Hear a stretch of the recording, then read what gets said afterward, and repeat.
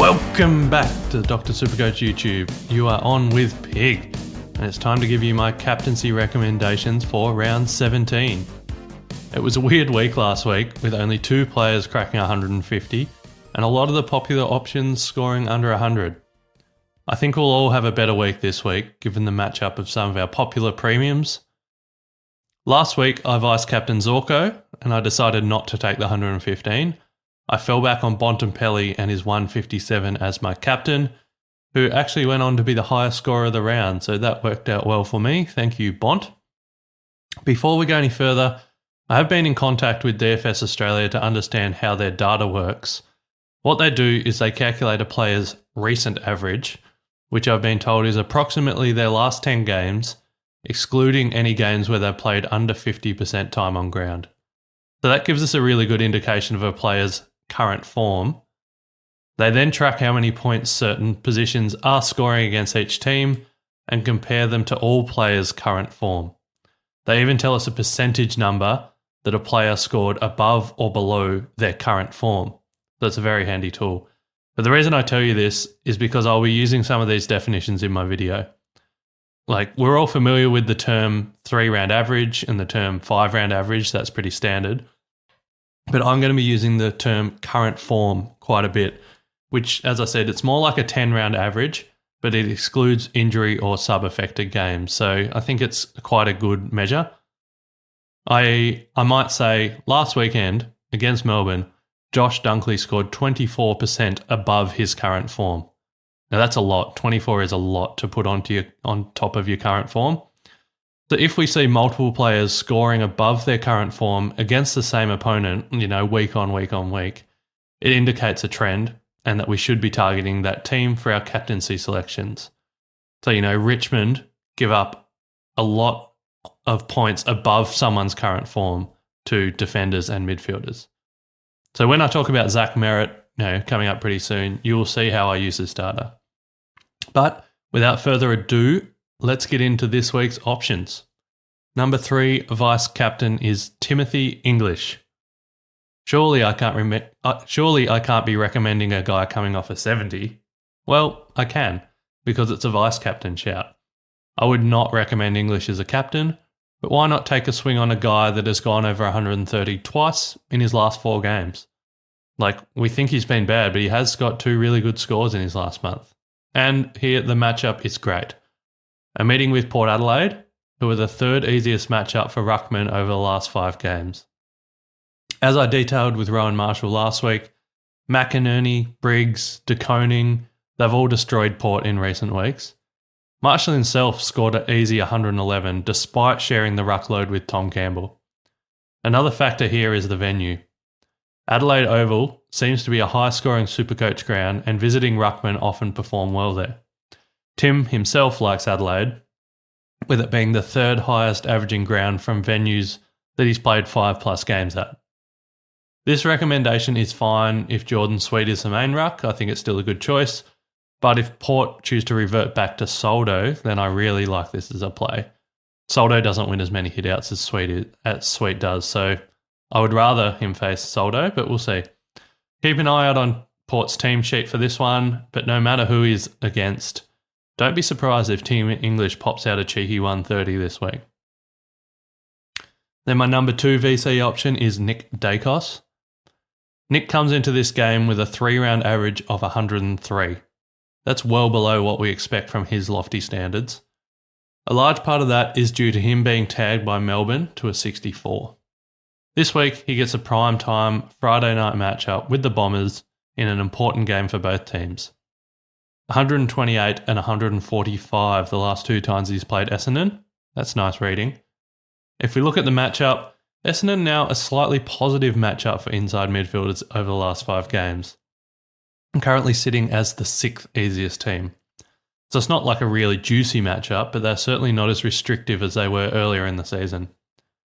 I had a gut feeling that Dacos performs well on the big stage and standalone night games with the whole country watching. So I did a bit of research into it. He's played in 7 Thursday night or Friday night games this year. Over those games, he's averaging 124, which is a little above his season average. But if you remove the game that he was tagged by Windhager in round 2, it's an average of 135 in primetime standalone games. Now, obviously, we can't cherry pick the data like that, but it does show that Nick has the potential to be a very nice VC for us this week, and he may be buoyed by the primetime slot. Then my number one VC option is Zach Merritt. Zach has copped opposition attention in each of the last 3 weeks. Despite that, he still scored 125 and 135 before his poor score of 78 on the weekend. And in that one, he was on 64 at half time, and then a combination of Essendon being overrun and a close following from Tom Atkins limited him. He'll be breathing a sigh of relief this week, coming up against a Collingwood team that do not tag, and a team that he's scored 127, 133 and 123 against in his last 3 meetings. This looks like the perfect opportunity for a captain bounce back after a bad loss and being in the media all week. Albeit they were in the media for umpiring reasons rather than their own play, but regardless, I expect Zach and Essendon to be looking to make a statement this week. The Magpies are actually the second easiest opposition for inside midfielders over the last 5 games. They've given up scores of 140 to Noah Anderson, 121 Tuke Miller, 147 LDU, 122 George Wardlaw, 120 Harry Sheasel, and that's just in the past 2 games. In fact, those 5 names I mentioned have scored, on average, 22% higher than their current form. If Zach Merritt scores 22% higher than his current form, you're looking at a comfortable 135. Now let's go to my pod. Vice captain or captain, I'd be pretty comfortable doing either on this player. So my pod VCs were averaging 155 in the previous 6 weeks. 155 over a 6-week stretch, that's awesome. But it had to come down eventually. I recommended Rowan Marshall in the hope that Tom Campbell would be dropped and he would be solo ruck. That was looking great until Campbell was a late in 1 hour before the game. That put a little spanner in my pod works, but so be it. Despite ruck sharing, Rowan still managed 111, which is actually much more than most of the premium ruckmen did last week. But this week, who am I bringing in? Well, I'm not bringing them in. Who am I recommending as a pod? This week, I'm looking to Jordan Clark to get us back on track. Currently in 8% of teams, and with so many good vice captain and captain options this week, he probably won't be someone his coaches are looking to VC. But I'm here to tell you that I think you should. Heavily tagged at times over his last 3 weeks and still managing to crack 100 twice is a really good sign. But can he bounce back to the form prior to that run, where he scored 151, 134 and 127 consecutively? I think he can. A matchup with Richmond, who are the second easiest matchup for attacking defenders, the third easiest matchup for general defenders, and the third easiest matchup for designated kickers. All in all, defenders rack up against Melbourne. No, defenders rack up against Richmond. They do against Melbourne as well, but we're talking about Richmond here. DFS categorised Jordan Clark as a designated kicker, although I would argue that he's also a very attacking defender. He's often the one pushing up the ground and kicking inside 50. I'm sure you want to know how other examples of this play style have gone against Richmond in recent weeks. Well, I'll tell you. Josh Weldle scored 39% above his current form. D'Ambrosio scored 19% above his current form. Nick Newman went bonkers and scored 46% above his current form. Sard scored 30% above his current form, and James Sicily scored 32% above his current form. So all of those guys have had some of their best game of the year against the Tigers. If we look at this, if Jordan Clark goes at 30% above his current form, even though his current form's a bit down, you are looking at a score approaching 140. I think this is a really, really nice pod VC.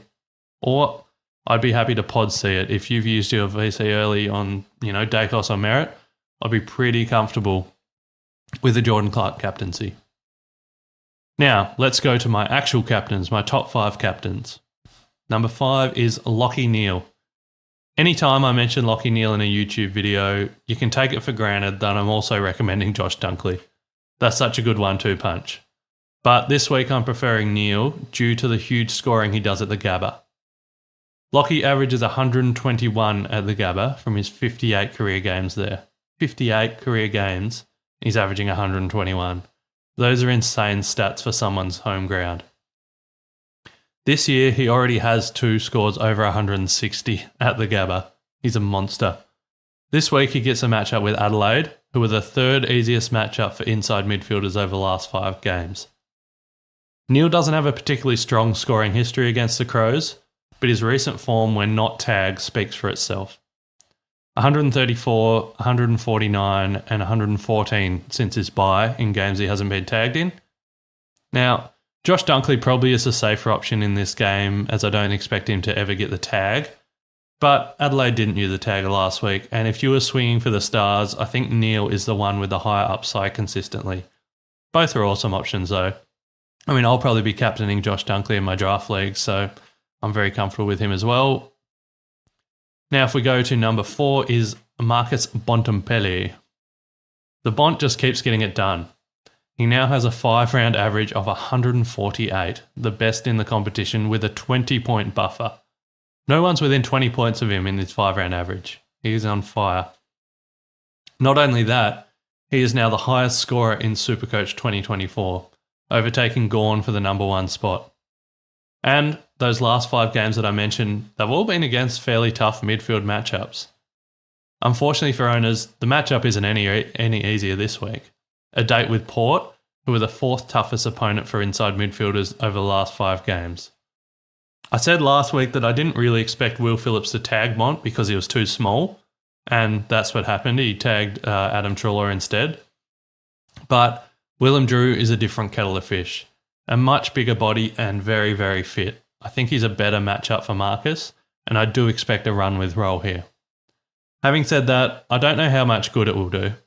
125, 145 and 128 for the Bont in his last 3 meetings with the Power show that he just loves this matchup. And if we talk about the ground, Marcus averages 126 points per game at Adelaide Oval, his second favourite ground from a Supercoach perspective. Lockie Neal and Josh Dunkley are really the only midfielders to get a hold of Port in recent weeks, with most other opponents scoring under their recent form.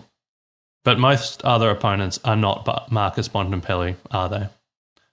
The matchup doesn't seem to matter for Bont, and I think he has another good game this week. And, he'll never say it publicly, but surely he knows that he's in the Brownlow hunt and that every game counts. A very safe captain option, or he does have that high upside VC if you are that way inclined. Now we go, my number 3 captain option is Max Gawn. No longer the top dog in Supercoach 2024, Max has been down on form recently with a 3-round average of 118. I think that changes this week. A date with West Coast at the MCG. Now, remember in round 10, the Eagles beat up Gawn and kept him to a quiet 109 at Optus Stadium. Things are different this time. The MCG is Max Gawn's home, his fortress, a venue he's averaging 136 points per game at in 2024. Gawn's dip has been correlated with a decrease in disposals. He's failed to crack 20 disposals since his bye. That could be cause for alarm if that trend continues, but I'm willing to back the big guy in here to reassert his dominance and lift Melbourne to a must-needed win. Max's hit-out numbers are still huge, and I expect him to be able to have 30-plus hit-outs with ease this week against Flynn and/or Williams, depending on who they name with Flynn's injury cloud. If the Demons midfield can beat West Coast as expected, then more of Gawn's hit-out should go to advantage, which usually leads to a spike game. The Eagles are an easy matchup for opposition ruckmen over the last 5 games. They've recently given up 145 points to Lloyd Meek, 95 to Sam Draper, and 131 to Tristan Cherry. Luke Ryan is my number 2 captain option. When talking about Jordan Clark, I mentioned the huge boost that defenders get when playing against Richmond. Well, how about I give you the raw numbers? Newman scored 156. Saad scored 118. Sicily scored 147. Weddle scored 109. Holmes scored 133. Ridley scored 162. Zorko scored 161. And Luke Ryan scored 197.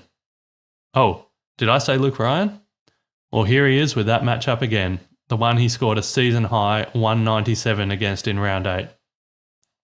And when I say season high, I mean by any player, all year. No one has beaten this PB this season. In fact, in his last 3 meetings with Richmond, they've netted Luke 2 scores over 125. And now he gets to play them at Optus, a ground where he already has 3 scores over 130 this year. Now, I know there is concern about Freo's game style and less backwards chip, but I'm not really worried yet. I actually put it down to Ryan has copped some attention from the Bulldogs and the Suns in recent weeks, and they led to his lower scores. I think he bounces back in a big way in this game and puts those concerns to bed. I think he's safe enough as a captain, but I really, really like this matchup if you want to go for a high ceiling VC spike score. And then my number 1 captain option is Caleb Serong. Like all of the premium midfielders at the moment, Serong is suffering from the curse of being elite. Teams are tagging him. So much so that his 5-round average has dipped below 100. If we look at the 85 last week, he was dominating in the first half, and then the tagger was moved onto him for the 3rd and 4th periods, which did quell his scoring. Well, this week I have some good news. A matchup with Richmond, who are not using a tagger at the moment. In fact, the Tigers are the 4th easiest matchup for inside midfielders over the last 5 games. Last weekend, Walsh scored 148 and Cripps scored 144. They destroyed the Tigers. They both exceeded their current form by over 38%. Prior to that, we can look at Jai Newcomb's 122, Jordan Dawson's 117, Jack Bose's 146, Tom Atkins 124, and Tanner Bruhn's 115, as example of players that have exceeded their current form in their matchup against the Tigers.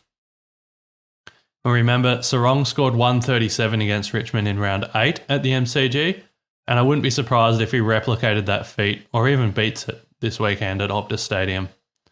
In fact, let's look at Optus. Caleb is averaging 131 points per game at his home ground this year, and a lot of those scores have come against quite difficult opponents.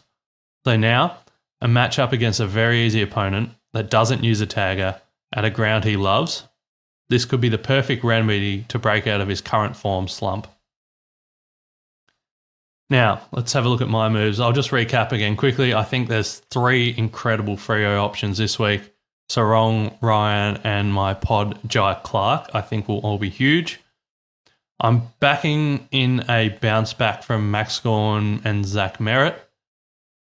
Lockie Neal and Bont, I'm backing to continue their hot form. And Nick Dacos, I think he's got a really good matchup. Primetime slot can do well. I'm also, pretty comfortable that Tim English could have a bounce back here and have a good game. So there's a few options for you there. I actually was really struggling to rank them. I ranked them kind of 1 to 9, and I was struggling to do that because I think they're all going to go well this week. I didn't know where to put them in the rankings because I think they're all going to score really well, and I think we could see some huge SuperCoach scores this weekend. So I know we had a lot of premiums struggle last week. I don't think that's going to be the case this week. Look out for a big week. I like the idea of falling back on Max Gawn as my captain on the Sunday. I'm really confident in him. So that I can have a ping at one of the Freo boys. I haven't decided if I'll VC Luke Ryan or if I'll VC Caleb Serong yet. Right now, as I'm recording this, I'm leaning towards VCing Serong. I think he's a really, really safe kind of 130, 140, maybe even 150 in this game. Luke Ryan with that question mark over the play style, that is something to worry about, but I think this matchup just screams that he is going to dominate. So, especially if it's a VC, that doesn't matter. Just have a ping of Luke Ryan as your VC. As I said, Jordan Clark, I think this is going to be a big bounce back pod VC for me. So, there we go. I think I will be Serong into Gawn, but could be Ryan into Gawn. We'll see how we go. That's all for me this week. So, thank you for tuning in. You can find me at pig_DRC on Twitter. And please do not forget to subscribe to this channel, turn your notifications on. I know there's some people hitting me up on Twitter, like, when's the video drop? When's it coming out? Like, it's already out, man. You just need to subscribe to YouTube, turn your notifications on so you get notified. Obviously, I'll still post it on Twitter, send a link, but, if you do that, you'll be ahead of me.